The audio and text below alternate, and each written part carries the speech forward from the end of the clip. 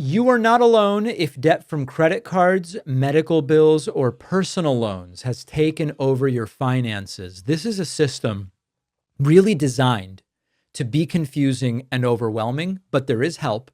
Our sponsor, PDS Debt, works with people just like you to create clear, customized plans that actually reduce what you owe. No judgment, no minimum credit score, just options for you based on your situation. It's your money. It's your future. Don't let the system decide for you. You are 30 seconds away from starting to get debt-free. Get your free assessment. Find the best option for you right now at pdsdebt.com/Pakman. The link is in the description. The second No Kings protests are Saturday, and the Trump administration is pretending not to care, but they're clearly panicking, because these could be the biggest since Donald Trump came back to office. Now, Fox News is already warning viewers to stay away. Treasury Secretary Scott Bessent had a meltdown about it. And meanwhile, Bernie Sanders and AOC did a town hall where they are tearing into the healthcare scam on CNN. We're going to break down all of it, including the delusion spreading through Trump's cabinet. And we will start with the desperate attempt to downplay what is coming this weekend. We're also going to speak to Adelita Grijalva, who won her election, but MAGA Mike Johnson refuses to swear her in. I will ask her, does she ultimately plan to vote to release the Epstein files once she is sworn in? And lastly, Vance is covering for the I Love Hitler leak, saying these are just kids at the end of the day. All of that and more today.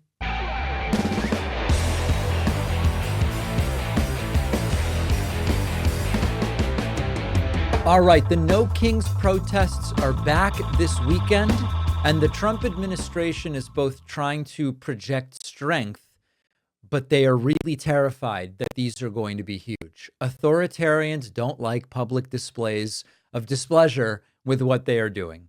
And they will go to the ends of the earth to try to either prevent those protests from being public or from happening altogether if they can. Donald Trump is panicking about it. He said yesterday in the Oval Office, with a very confused looking Kash Patel standing over his right shoulder, they have their day coming up, but nobody is really going to be there. Nobody is really going to be there. And of course, what Trump means is, I hope nobody goes. Stupid move. And they don't want to talk about it. You know, they have their day coming up. I hear very few people are going to be there, by the way. But they have their day coming up, and they want to have their day in the sun. But they should really make a deal. So what we're doing, I mean, they call him Darth Vader, but he's actually a very nice person, Russell Vogt. But Russell Vogt is really terminating tremendous numbers of Democrat. Yeah, he's doing all sorts of termination. For an administration that claims not to be worried about the No Kings protests, they are spending a lot of time, and their media friends are spending a lot of time saying, oh, nobody's really going to go to this thing. Now, the truth is that we could see record turnout here. We're going to talk about the 3.5% concept in a moment, and they are recruiting their media allies to try to convince people to stay home. Here is Sean Hannity after interviewing the Prince of Darkness, Stephen Miller. Here's Hannity doing his part to help the regime, saying, stay away from these rallies. It's not a good idea. It's just stay home. It'll be much better at home. Stephen Miller is with us. You know, I want to give some unsolicited advice because I love the people in this country. And in cities and towns around this country, they're going to have these No Kings rally. And to me, it has all the feel of the environment in the summer of 2020. You know, the mostly peaceful riots where, you know, a couple of dozen dead Americans, thousands of injured cops, billions in property damage. I would advise people, again, unsolicited, find out if there's a rally near where you are and stay away. I would hate to see innocent people hurt. Yep. Stay away. Definitely don't go. Don't make the protests big. Don't do any of that. That's what we're hearing from the same network, Fox News, that spent years glorifying the patriots who stormed the Capitol. Now they say, stay home, keep it calm, keep it low key. They're scared. Now, Hannity is sort of giving away the game when he goes, if you want to understand what the No Kings #2 protests will be like on Saturday, think back to 2020. But you don't need to do that. If Hannity were honest, Hannity would say, hey, you can think back to a few months ago, the first No Kings protests, which were completely peaceful.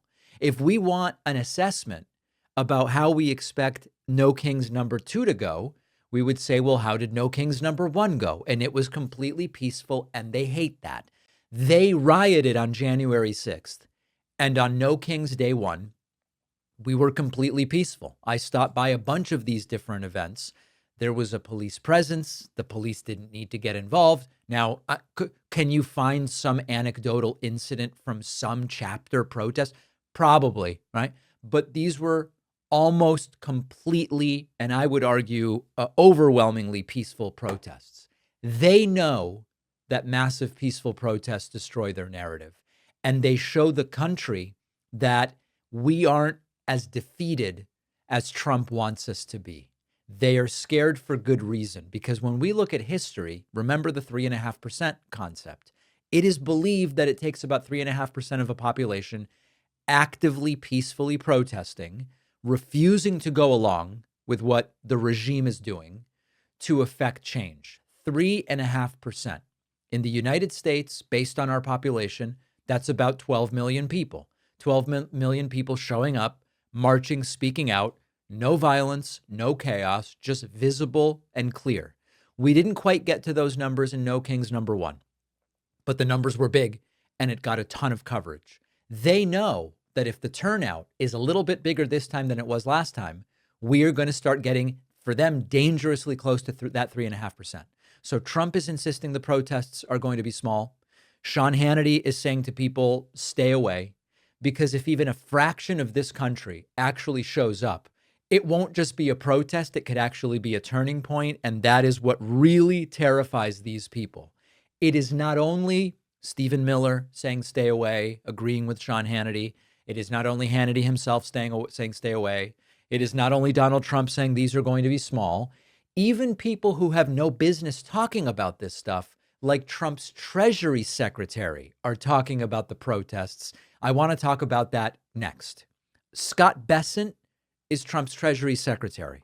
You may recall I famously sat next to him at dinner at Jaleo in Washington, D.C. not long ago. Not at the same table. He was adjacent to me at the next table over. He looked miserable.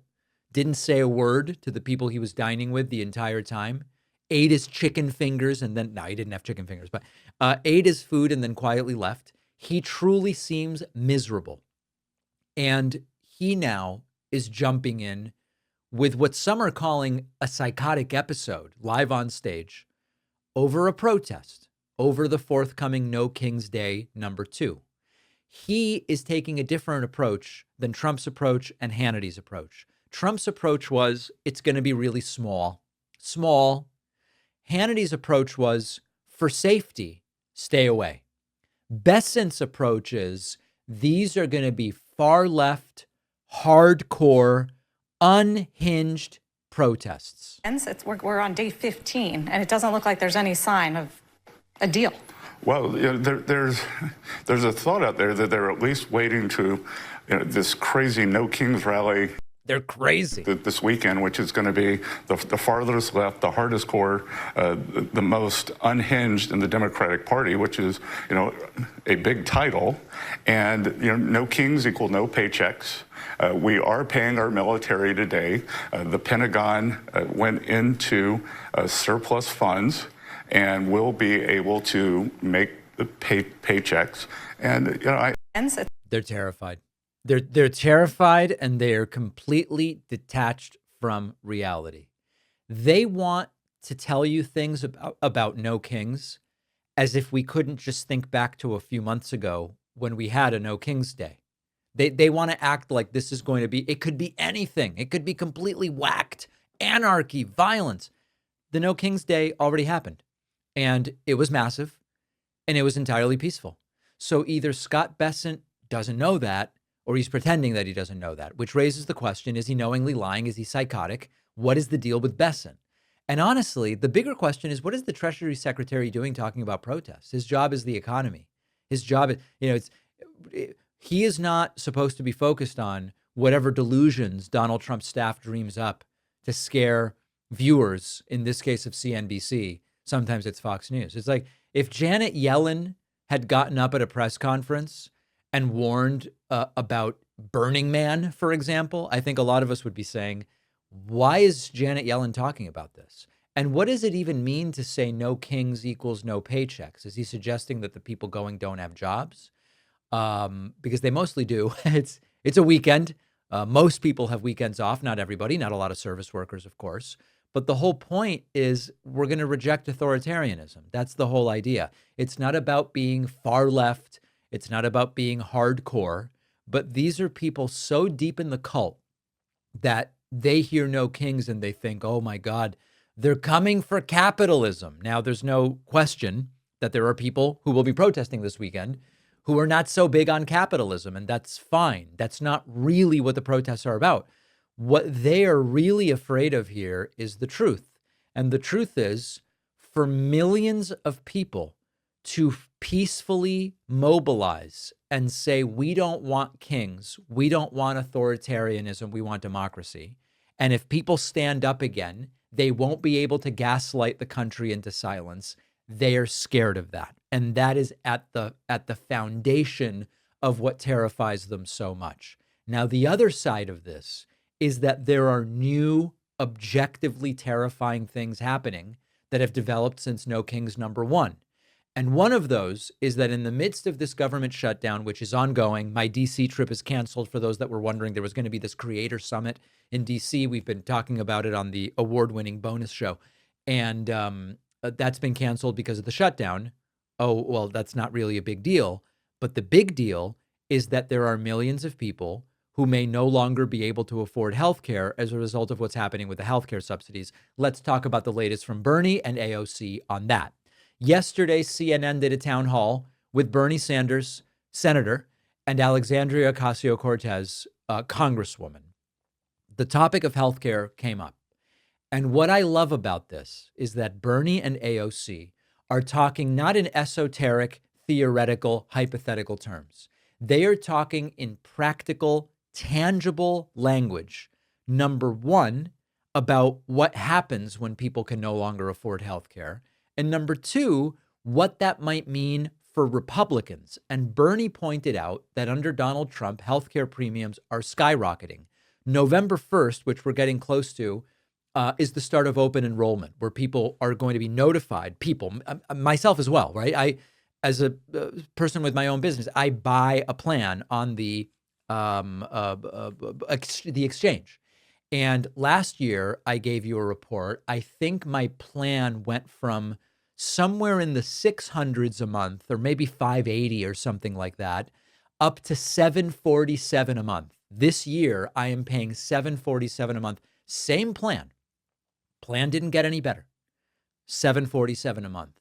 I am waiting November 1st to be told how much is my plan going to go up. And there are millions of Americans who will not be able to afford their plan once they are notified how much more expensive it's going to get. Here's Bernie explaining this. I think the Republicans are catching on that you can't throw 15 million Americans off of the health care they have. And studies indicate that when you do that, some 50,000 Americans a year will die unnecessarily.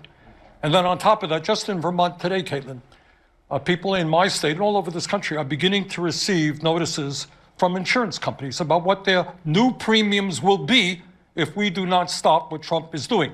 In my state of Vermont, there are people today who receive notices that their premiums are going to quadruple. Some less, 3 times. In my state of Vermont, and again, this is true in many parts of the country, middle-class families will be paying $50,000 a year for health care. Anyone think that's sane? It's not. Who can afford that? Republicans are catching on. They're playing a losing hand. They are going to come to the table finally and address the health care crisis. All right. So Bernie says Republicans are going to have no chance to get away with this, and that they're going to have to address it. Hopefully that is true to a degree, but I think that Bernie might underestimate the willingness of Republicans to take a bet that they can just blame Democrats. And they're trying to blame Democrats, saying this is the Democrat shutdown and blah, blah, blah. Let's hear from Congresswoman AOC briefly here before getting back to the discussion. AOC talking about how a 1-year extension on those healthcare subsidies would simply be laughable. The end of December, obviously open enrollment starts November 1st. Over in the House, there are 14 House Republicans who have said that they will sign on and they will vote for a 1-year extension of the subsidies. House Minority Leader Hakeem Jeffries said he thought that proposal was laughable. Do you think that's laughable, or is that something you could get behind? Yeah, no, let me tell you why it's laughable, because it's cynical. Republicans want to sign on to just a one little extra year of these ACA subsidies. You want to know why? What's happening next year? Midterm elections. They want to extend these subsidies just a year extra so that people don't realize the dupe that they are pulling on everyone, so that they can all reelect themselves and allow those things to expire the moment that they win reelection. And it is time to get politics out of what should be a guaranteed universal right in the United States of America, and that is health care. And so I will not accept a measly 1-year acceptance of a measly 1-year extension of the ACA. We need to make sure, and as a member of the party, we put negotiations in the hands of our party's leadership with Hakeem Jeffries. He says it's no, it's no. And we have to make sure that we are expanding and continuing the fight and not falling for the fine print, not falling for the tricks, and not falling for the politics around this. Now, there are some in the usual places on the internet saying AOC has sold out. Did you hear how she said Hakeem Jeffries said no, and we're going to be united behind Hakeem Jeffries? She is sold out to Democratic leadership. Well, put that aside for a second and just analyze it for what she's saying. It is a trap. Trump and his allies want voters to think that their health care is safe until the day after the midterms, and then subsidies will vanish and premiums will explode.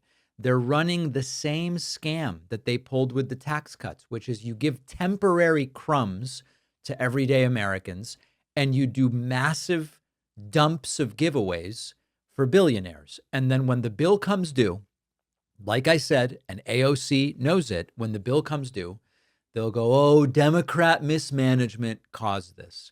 So Bernie's warning about it. AOC is warning about it. This is healthcare as political blackmail. And at the end of the day, it is cynical, it is cruel, but it's classic MAGA-nomics. Pretend to help working people, quietly load the gun pointed at their own wallets.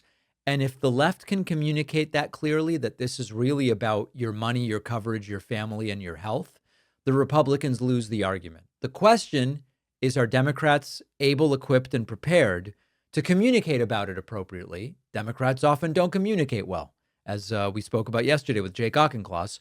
Let's hope the answer is yes. But AOC and Bernie certainly communicating clearly here. Let me know what you think. Send me an email, info@davidpakman.com. The question is, will voters fall for the Republican scam on who really wants to protect your health care? The debt system in this country is a trap. Credit cards, collections, medical bills, it piles up. And once you're in it, they don't want you to get out, but you can take control back. Our sponsor, PDS Debt, helps people with credit card, medical, and personal loan debt cut what you owe with a personalized relief plan based on your unique financial situation. No credit score requirement, no pressure, no cost to get started. They have already helped hundreds of thousands of people, A+ rated by the Better Business Bureau, thousands of 5-star reviews on Google and Trustpilot because they do it right. You don't have to live in fear of the next bill or the next collection call. Let PDS Debt show you a better path. It's your money. It's your future. You are 30 seconds away from starting that path to getting debt-free. Get your free assessment. Find the best option for you right now at pdsdebt.com/Pakman. The link is in the description. A pending Supreme Court case could strip our Fourth Amendment rights and allow immigration agents to come into our homes for any reason, no probable cause needed, all while Republicans try to twist things so that you think this is all great for America. This should be the biggest story in the U.S. right now, but it's almost impossible to keep up with the millions of moves that Trump is making every single day. That's why Ground News exists. Ground News is an app and website that exposes the blind spots and spin before it takes control of our opinions. Ground News is the smarter, more reliable way to stay informed when MAGA is banking on us getting distracted. I'm partnering up with Ground News to give you 40% off the same Vantage plan that I use. So you'll pay only $5 a month for all of their premium features. Just go to ground.news/Pakman or use the code Pakman in the app when you sign up. The link is in the description or scan the QR code. This is pretty funny. Donald Trump finally appeared to address the issue of his brain and of IQ points, but he was trying to do it in a way to attack a Democrat. In this case, the Democrat is Chuck Schumer. Trump started talking about Schumer's IQ and said, I believe Schumer's losing IQ in real time. If it happened with me, Trump says, you'd know about it very quickly. To which I would say, we have noticed, sir. We are aware of it. This is a Democrat Schumer shutdown. And he's trying to do it to get relevance back into the party because he's a loser. I've known him all his life. He's always been sort of a loser, but an intelligent one. But I think he's losing IQ points with time. I think that happens. I hope it hasn't happened with me. I know if it did, you guys will let me know about it very quickly. Very quickly. Well, we have. And we now have Governor Gavin Newsom, Senator Ruben Gallego, Governor J.B. Pritzker, a whole bunch of other people. I heard Heather Cox Richardson the other day saying something is going on with Trump's brain. And so it's less about IQ, but this is yet another one of those moments, more about cognition. It's another one of those moments where Donald Trump sort of ends up giving up the game on his biggest insecurities. For all of the talk about how it's usually black women, he says, are low IQ. He goes, Jasmine Crockett's low IQ. AOC, who's not black but Hispanic, she's low IQ. But sometimes it's just Democrats. Chuck Schumer's losing IQ points. This, as usual, goes to one of Donald Trump's own insecurities. Trump's dad had dementia. And there is a degree to which these things are, it's not totally well understood, but they can run in families. And I don't know if hereditary is the right word, but where it makes sense, Trump would be worried about his big brain based on family history. And the answer to Trump saying, I think if this happened to me, people would let me know. People have been trying to let Donald Trump know. Now, Trump later started talking about him being hard. Like he went on and on about how he's not soft. It was really, really weird. To Don in particular, I'll never forget Adam Shifty Schiff, a total crooked guy, lying in Congress, making up a phone conversation that I have with you, totally made up. Then when he heard it was taped, he wanted to disappear. And Nancy Pelosi went crazy because they wanted to impeach me based on the conversation that was made up. When they heard the tape, everybody, I won it unanimously in the Republican Party. I got every single vote, something that never happens, and I beat it. But think of it, they want to put my son in jail for something that they made up. So they know they made it up. And they say he will serve the rest of his life in prison. These are sick, bad people. And don't tell me about us going after them. If anything, we've been very, very soft. I wouldn't be that soft, I'll tell you that. Thank you very much, everybody. No softness from Trump whatsoever, figuratively, metaphorically, nor literally. And people around the country hearing that and going, what the hell is Donald Trump talking about? Now, it then got authoritarian, as it often does when you put Trump together with his team of sycophants and dilettantes. And Trump was asked, after striking Venezuelan boats, Trump was asked, are you considering striking land on Venezuela? And Trump goes, well, I don't know that I want to say. Sounds like a yes. What's the next step in this war on cartels, and are you considering options, are you considering strikes on land? Well, I don't want to tell you exactly, but we are certainly looking at land now because we've got the sea very well under control. We've had a couple of days where there isn't a boat to be found. And that, I view that as a good thing, not a bad thing. But we had tremendous amounts coming in by boats, by very expensive boats. You know, they have a lot of money, very fast, very expensive boats that were pretty big. And the way Big, fast, powerful boats. you look at it is every boat that we knock out, we save 25,000 American lives. So every time you see a boat and you feel badly, you say, wow, that's rough. It is rough, but if you lose 3 people and save 25,000 people, these are people that are killing our population. Trump with a sort of demented utilitarianism. Oh, God. I do find myself, it's sort of like, who cares about the law anymore these days, not the administration. But I do feel inclined just to mention that Donald Trump has absolutely no act of Congress to support any of this action against Venezuela. It's unlawful. It's obviously disgraceful. And a reporter asked a pretty good question, which is, why not just have the Coast Guard stop the boats? Like, why are we bombing boats off the coast of Venezuela?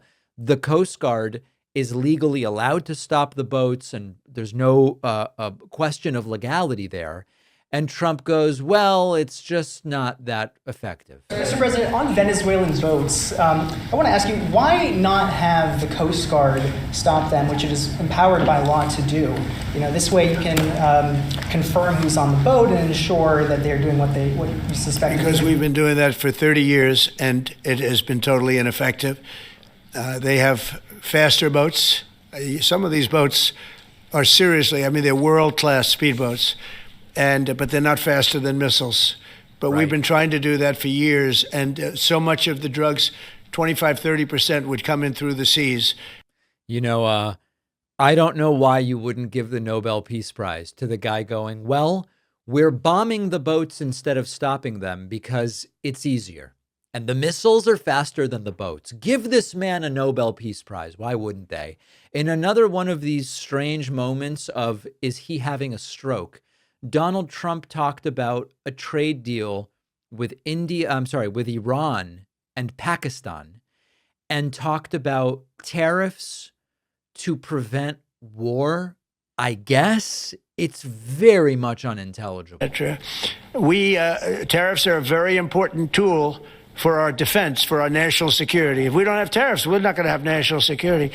As an example, if you look at Pakistan and Iran, I told them I was in the midst of negotiating a trade deal with Iran, and Pakistan was going to be in line. And because of tariffs, they all want to negotiate much differently. We were making a good deal. And then, anybody understanding this?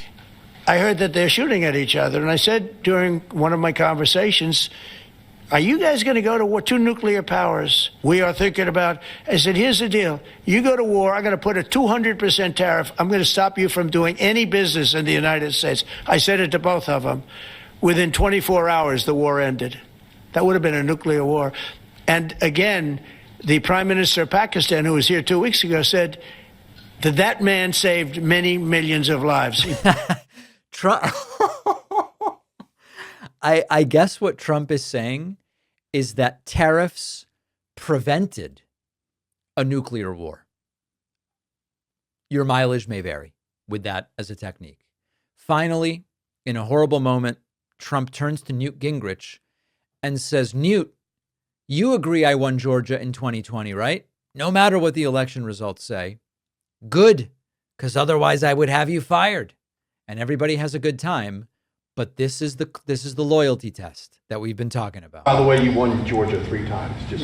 I agree. Do you agree with me? I do. He's the media. For someone that spends a lot of time in Georgia, I believe you won that. Yeah, okay. I really have a question about... You know, the word believe isn't strong enough, right? Yeah, you know. So here he's talking to Brian Glenn, Marjorie Taylor Greene's boyfriend, but now he turns to Newt. It's true. I know I won, too. We have the great Newt Gingrich. Newt, you agree with us? Good. Otherwise, I'd have him dismissed immediately from the room. You know, his wife, as you know, is becoming an ambassador to a great country, Callista. So congratulations. We're going to take a picture. And the only reason I'm doing it, he speaks so well of me. Yep. He said, I'll go down as the greatest president in history. And then he blew it. He said, I'm not sure if I put him above Washington or Lincoln. So I'm not that happy about that, dude. This is it's sort of joking, but this is cronyism. These are the loyalty tests. Newt, you believe I won Georgia in 2020, right? You do? Well, then your wife gets an ambassadorship.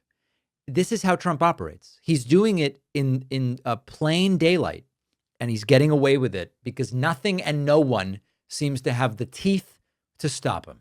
All right, the bribes are just pouring in to Donald Trump, and he is bragging about it. Yesterday, speaking in the East Room of the White House and talking about how people were desperate to give him $25 million, just pouring money upon him. Why do I feel like this clip might be evidence in a future criminal trial? Oh, wait, no, that would be only if we had a functional justice system. I mean, I have so many friends, and so many of you have been really, really generous. I mean, a couple of you, I'm sitting here saying, sir, would $25 million be appropriate? I said, I'll take it. I mean, I have so many friends and so many really. Would 25 million be okay with you? And I would love that. I would love that. Donald Trump also pointing out, I guess yesterday was the sort of like, just admit everything, don't cover it up anymore. Trump admitting that there are people who, for whatever reason, even though they didn't support him in 2024, suddenly they're on his side. And of course, this is the way authoritarians work. You'd better come over to my side or it'll get really ugly for you. If you're Mark Zuckerberg, for example, or Trump's political adversaries or whoever. And he's saying it all in broad daylight. Victory changes minds when people are terrified about your dictatorial ambitions.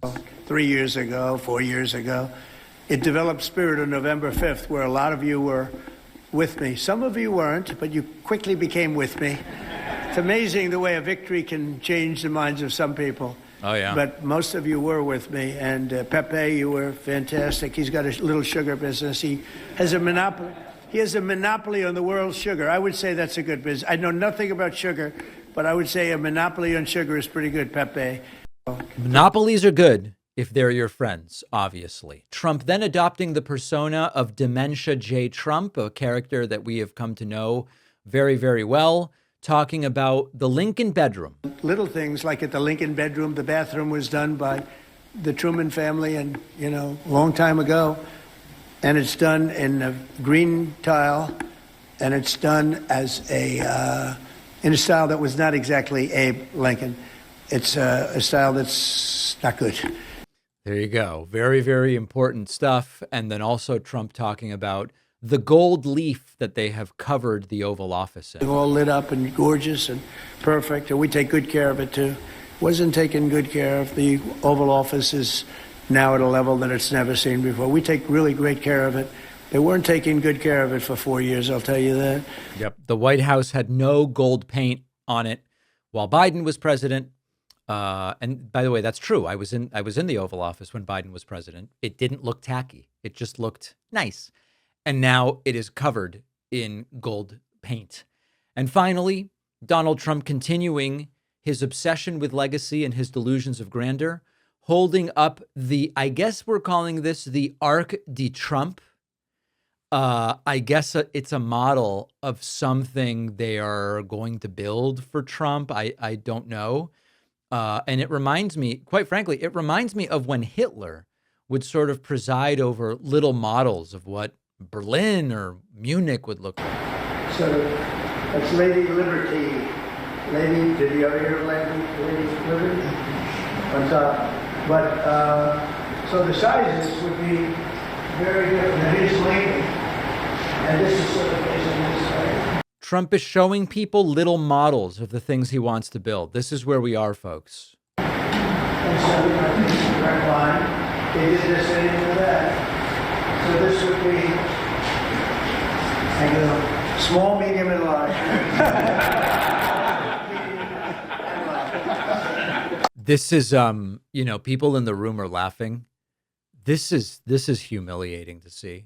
And it's a reminder that Trump doesn't really want to be president. He wants to be real estate guy. At the end of the day, he wants to build and do development. And the stuff he was able to do thanks to his daddy's money. But he doesn't want to be president, and you can tell because he's barely doing it. Make sure that you are subscribed on the YouTube channel, youtube.com/The David Pakman Show. Adelita Grijalva will join me next. Every time you Google your name, you will probably find dozens of sites that expose your personal information. This can include phone number, home address, family details. It's just sitting there waiting to be scraped or abused. Incogni is a privacy service. They go after these sites on your behalf. They contact the data brokers. They demand your data be removed, which the brokers are legally required to do. Incogni will automatically remove your information from hundreds of the biggest and most notorious data broker sites, but you're not just limited to those. You can use Incogni's custom removal if you find your info on a website outside of Incogni's default list. The team at Incogni will work to get that information removed. This is how you protect yourself and your family from identity theft, financial scams, harassment, even AI-powered profiling by ad companies. And Incogni's data removal process is the only one verified independently by Deloitte. This gives them a unique level of credibility. Try Incogni risk-free and get 60% off when you go to incogni.com/Pakman and use the code Pakman. The link is in the description. It is great to welcome to the program today Representative-elect for Arizona's 7th Congressional District, Adelita Grijalva. I can't think of a better day to talk to you than today, although any day would be fine, but today's a good day to talk to you because the delay of your being sworn in the House of Representatives is sort of taking on a life of its own with conversations and questions as to why are you not being sworn in? Is it about the Epstein files? And there's all of these different questions that I want to unpack with you. So let's maybe start at the top. Have you spoken to House leadership, Speaker of the House, Mike Johnson? What reason have you been given as to why you are not being sworn in? So we've had no communication with Speaker Johnson at all. So initially I called and left a message. Then we sent a letter last Monday. And then day before yesterday, our Attorney General sent a letter from Arizona. So there has been no communication. The only thing I hear is comments, some flippant little comments every now and again through media sources.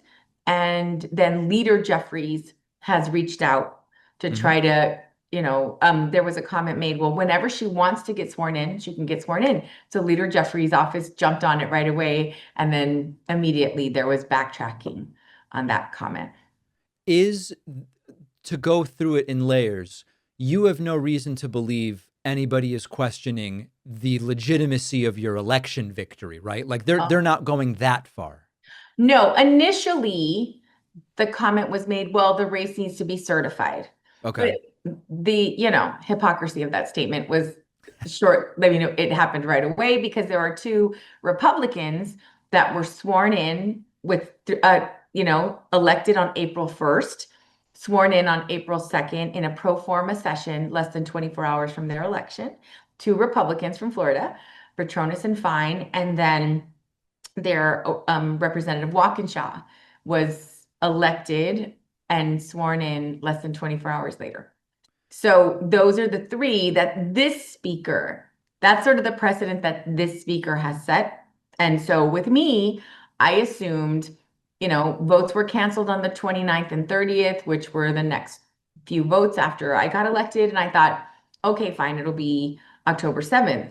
This speaker is choosing to close the House, but there is absolutely no reason for the House to be closed right now.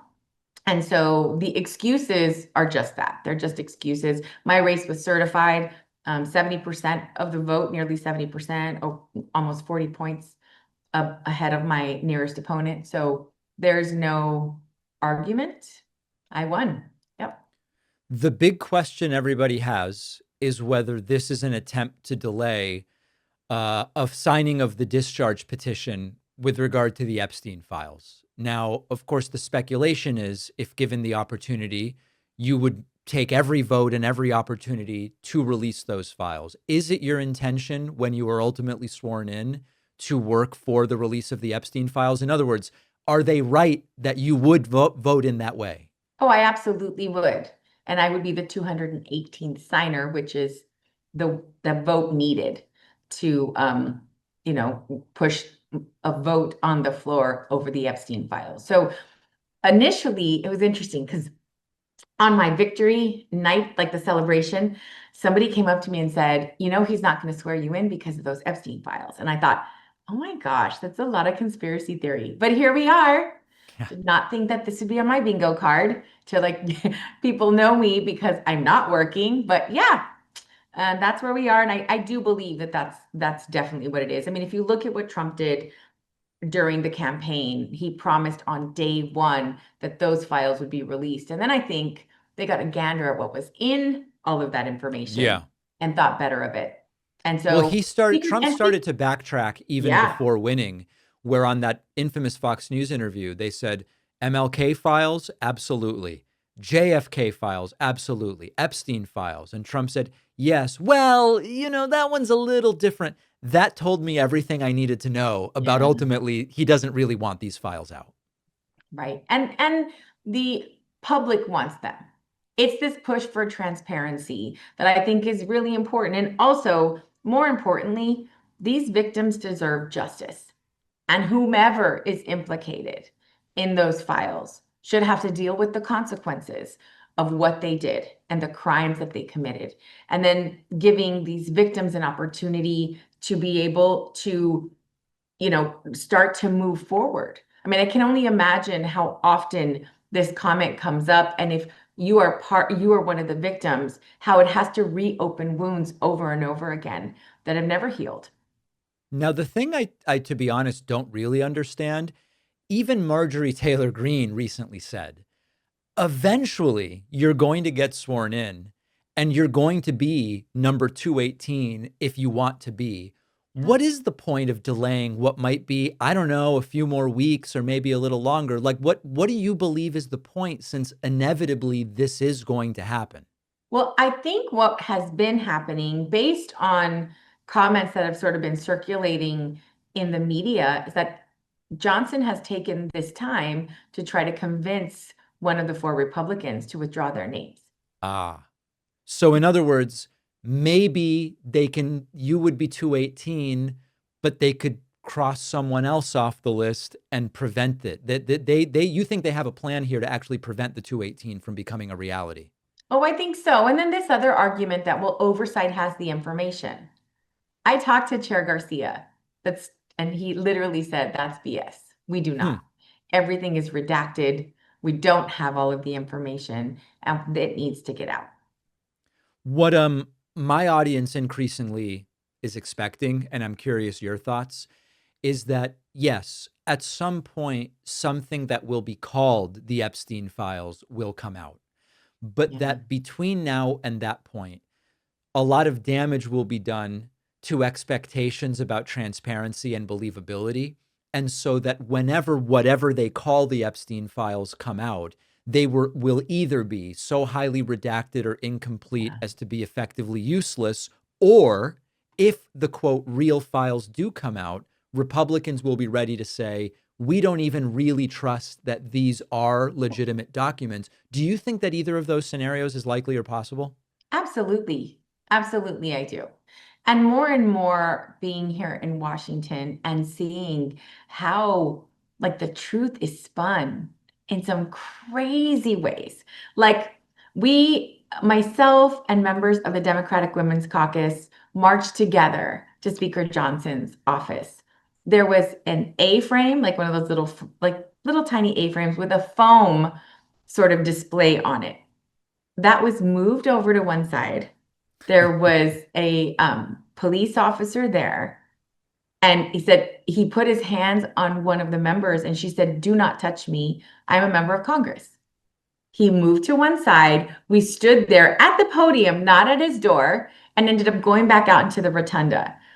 And one of the spins I heard that was like the January 6th invasion. I'm like, oh my gosh, we were literally there. I'm so glad that someone was filming the entire time, because That's the kind of stuff that you just have to scratch your head and go, how does that come out of your mouth with you having a straight face? I mean, have you been lying so often that you just don't even recognize the truth if it comes up and bites you? Does this disillusion you in a sense? Like, I know a lot of people who are running right now. Our friend Dan Coe announced today that he's running for the seat that Seth Moulton is vacating in Massachusetts.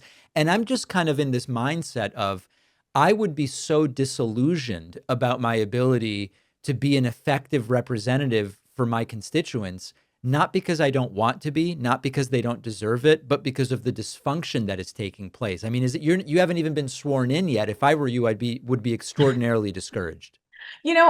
I'm very hopeful.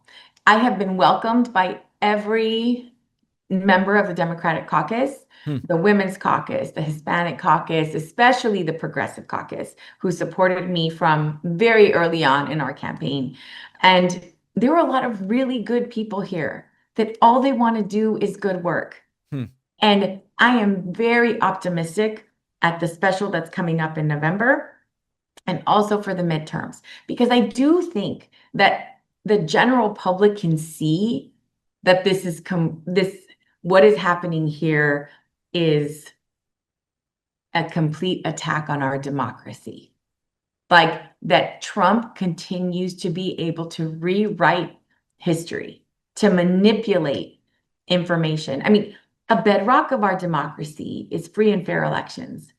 And so if this speaker can do this to me, what will he do to others? And so what he has done by trying to obstruct my swearing in is really detrimental to him and any of the arguments that come up. Because even on my socials, which, we have a lot more progressives than everybody else, at first they said, well, wait till her race is certified. She's, putting the cart before the horse, blah, blah, blah. So now it's certified. What are we waiting for? And we had a press conference with all of the Arizona Democratic delegation. Everyone was there with me. And the Hispanic Caucus was there. And who should have been there is everyone in our Arizona delegation. Because regardless of party, you should want the people in our state to be represented and have services. And that's the biggest issue. Right now, I'm sitting in my dad's old office. It'll be mine for like the next 14 months or so, completely empty. I have phones that don't connect to anything. We have, screens for computers with no computers. I have a key to a space. That's it. And in district, people are going up to my dad's old offices and pulling on the door asking for help. It breaks my heart that there is nobody there. I can't enter into leases. People can't just, reopen an office. You need staff. Right. You need all of the services available. Do you know that when I come into this building here at the Longworth, I stand in line through security and people are like, aren't you a member of Congress? And I'm like, apparently not yet, because here I am. I can get into places with other members. We had a big showing walking down the steps of the Capitol. I was stopped at security until AOC walked by and I was like, hey, can I hitch a ride with you in? Because I can't get past. So having to be validated by other members who are so gracious. Everyone has been so kind. Staff has been so welcoming, but it is a reminder every day, every time I leave this building, that I am not a member, not until Johnson does his job. Bottom line, do you think when the shutdown ends, you'll be sworn in right away? I mean, is that going to kind of be the end of this? If he doesn't, then it'll help a legal case. That's for sure. Yeah. Yeah. All right. Well, listen, we're watching it very closely and anxiously awaiting your swearing in and these subsequent votes. We've been speaking with Representative-elect for Arizona 7th Congressional District, Adelita Grijalva. Thank you so much for your time. I know it's been busy and we're going to follow all of it. Thank you. Muchas gracias. Our sponsor, Magic Spoon, has been with us a long time. They do the high-protein, zero-sugar cereals and treats, nostalgically reinventing some of my favorite childhood snacks. Many of you know, for me, Cereal was not breakfast, it was a snack, and that is still the case. And what Magic Spoon has done is taken your favorite sugary cereals from when you were a kid and turned them into something you can feel good about. Magic Spoon is also launching a brand new high-protein granola, true to the Magic Spoon promise, packed with protein, crunchy, 13 grams of protein, 0 added sugars, and in delicious flavors like dark chocolate almond, honey almond, and peanut butter. They've got their high-protein treats as well, crispy, crunchy, airy, with 12 grams of protein in many flavors. And of course, if you don't love Magic Spoon as much as I do and our team does, Magic Spoon will refund all of your money, no questions asked. Get $5 off your next order at magicspoon.com/Pakman, or look for Magic Spoon on Amazon or in your nearest grocery store. The link is in the description. 85-year-old Nancy Pelosi, Democratic Congresswoman, obliterated a right-wing reporter who tried to ambush her with a January 6th conspiracy theory. The question was, are you worried that you'll end up in trouble because you refused to deploy the National Guard on January 6th? And Pelosi turns around and says, shut up. I didn't do that. It's up to the president, not the Speaker of the House. Republicans and MAGA are furious. Oh, she's treating the reporter so poorly. I will discuss that in a moment. Here is how the conversation went. Congresswoman Pelosi, are you at all concerned that the new January 6th committee will find you liable for that day? Are you at all concerned about the new January 6th committee finding you liable for that day? Why did you refuse the National Guard on January 6th? Shut up. I did not refuse the National Guard. The president didn't send it. Why are you coming here with Republican talking points as if you're a serious journalist? The American people want to know. We still have questions. Thank you. This grin on the face of the reporter, people who are watching the video see the reporter turned around and is now, she's got this shit-eating grin on her face. It tells you just about everything that this is about. Now, let's take it piece by piece. Without hesitating or appeasing, Nancy Pelosi cut through a bad faith, tired argument in 5 seconds flat, which is, it's not up to the speaker, it's up to the president. That's the factual part of it. Now, of course, the right is furious because Nancy Pelosi was mean, she was nasty, she was unhinged, because an 85-year-old woman ambushed by this Smurf reporter wasn't willing to indulge the false premise of the question. And now they're saying it's bullying. Now, these are the same people who worship Trump for calling reporters disgusting and horrible and enemy of the people. They don't care about civility. They care about control. And so people should be treated exactly as they deserve. If you are a reporter that asks Trump a follow-up question based in fact, and Trump says you're nasty and tries to get your press credentials stripped, we have a problem with that. If, on the other hand, you are someone that just yells a conspiracy question at Nancy Pelosi on the street, she doesn't try to get you fired, she doesn't try to strip you of your credentials or livelihood, but she says, shut up, the premise of your question is false. All of a sudden, now they're concerned. You can't debate people that are just lying to your face. And you shouldn't humor people that are pushing propaganda in this way to try to get clicks and get a reaction. And, you know, if you can make any criticism here of Nancy Pelosi, it's that she took the bait in a sense. Part of what the reporter wanted, and you can tell that from that grin, is she wanted to trigger Nancy Pelosi, and she succeeded in that way. But then they go and they say, oh my goodness, she got so triggered. You got to shut him down quickly. And of course, it is a lie. Nancy Pelosi refusing the National Guard, refusing to deploy the National Guard on January 6, 2021, is one of the most debunked myths of the entire January 6th narrative. It was Antifa, debunked. The FBI set it up, debunked. It was Nancy Pelosi who didn't deploy the National Guard, completely and totally debunked. It is not under the purview of the Speaker of the House. She had no authority to send troops. She had no authority to reject troops. That was Donald Trump's job. But MAGA doesn't like that. And so what MAGA does is they keep repeating the lie. and it gets some of their audience to believe it. They're angry, they're confused. And the most telling part of this clip is this last frame. The smug, self-satisfied little smirk after being publicly humiliated. It is theater, and it's the face of someone who knows she's lying, but I got a reaction from Nancy Pelosi.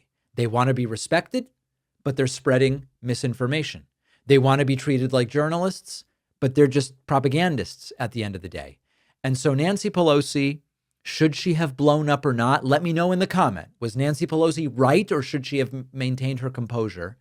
But she did treat this individual exactly how she deserves to be treated, which is, you're a clown wasting our time about 4 years debunked conspiracy theories.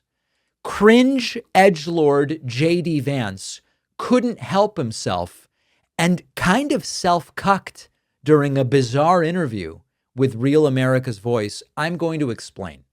Yesterday, we went over these leaked text messages or telegram messages from local Republican leaders where they said things such as, "I love Hitler," among others. J.D. Vance was asked about it, and he just kind of goes, not a real issue. It's kids in a chat room. By focusing on what kids are saying in a group chat, grow up. I'm sorry, focus on the real issues. Don't focus on what kids say in group chats. But there's another angle to this that I just have to be honest about. I mean, I'm like an old guy at this point. I'm 41 years old. I have 3 kids. I grew up in a different world, right? Where not most of the stupid things that I did when I was a teenager and a young adult, they're not on the internet. Like, I'm going to tell my kids, especially my boys, don't put things on the internet. Like, be careful with what you post. If you put something in a group chat, assume that some scumbag is going to leak it in an effort to try to cause you harm or cause your family harm. But the reality is that kids do stupid things, especially young boys. They tell edgy, young boys, kids, offensive jokes. Like, that's what kids do. And I really don't want us to grow up in a country where a kid telling a stupid joke, telling a very offensive stupid joke, is cause to ruin their lives. And at some point, we're all going to have to say, enough of this BS. All right. So there's like 10 issues here. Now, when J.D. Vance says, should we ruin someone's life over something they said as a little kid? Well, let's get to the little kid thing in a second. We're not necessarily talking about ruining lives, but the question is, should local Republican chapters and local Republican offices be led by people saying, I love Hitler in a group chat? It's not about ruining your life. It's should they be leading the Republican Party? But J.D. Vance is painting this like it was teenagers saying stupid stuff online. That is not what happened. These were not middle schoolers or high schoolers. These were state and local Republican leaders from Young Republicans. They are directly connected to the Republican Party's national infrastructure. In fact, if J.D. Vance ends up being the future of MAGA and runs in 2028, it is likely that some of the people in this telegram saying stuff like, I love Hitler, would be working for J.D. Vance. The types of people, J.D. Vance wants you to believe that it's an 11-year-old video gamer who said the N-word while playing World of Warcraft. These are local Republican leaders, and they're the types of people that might run J.D. Vance's New Hampshire operation in a 2028 campaign. They are chairs and vice chairs of Young Republican chapters in Texas, Florida, and New York. They are campaign staffers. They are consultants. They are aides to sitting Republican lawmakers. In other words, it's the next generation of Republican leadership. Some of them are in their mid-30s. Joe Maligno, who's one of the people in the group chat, is 35 years old. Peter Giunta is 31 years old. Trump does this too. Trump often will talk about his children, and he'll go, they're going after Don Jr. He's a good kid. He's a good kid. Don Jr. is like 46 years old or something like that. Hold on, let me be precise. I always forget. 47 years old. And Trump goes, whenever they go after, these are kids. These are good kids. J.D. Vance didn't limit his inane and dilapidated commentary just to the I love Hitler chat. He also talked about political violence, and he's continuing to insist most political violence comes from the left. I know you all know this. It does not. That real unity comes from acknowledging the reality of the situation that we're in, right? Unity requires everybody being on the same page, having some commonality of values. And real unity requires us to acknowledge the fact that while, yes, there are crazies on both sides, we have a country of 330 million people, you're going to be able to find crazies on either side. Political violence is just a statistical fact. It's a bigger problem on the left. And if you had, God forbid, somebody on the left who was assassinated, I'm sure that you could find one person who would maybe celebrate it or one person who would be offensive. But the fact that it became mainstream to celebrate Charlie's death, to talk about the fact that he maybe deserved to die because he had said hateful things like... Yeah, that just wasn't happening. It never became mainstream to celebrate Charlie Kirk's death. No serious left commentator celebrated his death. There were some people who made, like random civilians who made social media posts, some of whom lost their jobs. It was never mainstream to celebrate Charlie Kirk's death. What is he talking about? But the real issue I have is that he's going back to this trope of most political violence in the U.S. is from the left. If you look at any major data set, so you look at the FBI data, you go, oh, I don't like that. Well, look at the Department of Homeland Security. Oh, I don't like that. Well, look at the ADL. I don't like the ADL. Look at CSIS. They all show the same thing. Right-wing extremists are doing most American political violence in the United States. The ADL has it at over 75% of extremist murders came from the right, only 4% from the left. None of these are justified, but they're overwhelmingly from the right. CSIS says 2/3 of terrorist plots or attacks since 1994 were right-wing. That's like 67%. Only 13% were left-wing. We got to do away with the left-wing ones too, but they're a much smaller portion. You look at FBI or DHS data, both of them identify white supremacist and far-right domestic terrorism as the most persistent and lethal threat to the country. They are lying about reality because reality makes them look really bad. And so the truth is, think about the truth and the story J.D. Vance is telling you. The truth is, most political violence is right-wing in the United States, and the people involved in the Telegram chat are state and local Republican leaders and aides and staffers. J.D. Vance is telling you these were kids in a chat room whose lives shouldn't be ruined, and that most political violence is coming from the left. How do we come together and solve any problem in this country if we have one side that is giving you a version of reality that has no connection whatsoever to the facts? I would argue we can't. I don't know how we would do it. On the bonus show today, we will talk about visas getting revoked for foreigners, by the way, over comments they made about Charlie Kirk's death. We will talk about the U.S. Capitol Police investigating a flag with a swastika in a Republican representative's office. And a judge has stopped Donald Trump's planned layoffs of federal workers during the shutdown, saying they are against the law. When has something being against the law ever stopped Donald Trump from doing it anyway? Well, we've got to consider that. But we will discuss all of those stories and more when producer Pat joins me on the bonus show. Sign up at joinpakman.com and make sure you're also getting my free daily newsletter via Substack, substack.davidpakman.com. See you on the bonus show. New show tomorrow.